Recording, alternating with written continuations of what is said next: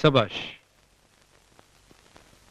இந்த 1 year marriage லைஃப்ல நீ பட்ட கஷ்டத்தை எமோஷனலா ஃபீலிங் குறையாம சிம்பத்தி கிரியேட் பண்ற மாதிரி ரொம்ப அழகா தெளிவா பேசின.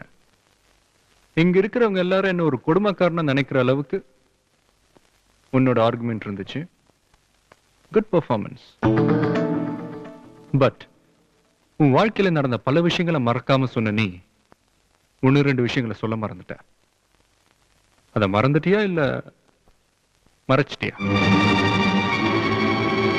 பொய் சொல்றப்ப மட்டும் வேகமா பேசின, இப்ப எல்லாரும் முன்னாடி உண்மையை சொல்லணும்னா உடனே அநியாயத்துக்கு வைக்கப்பட்டு நிக்கிறிய.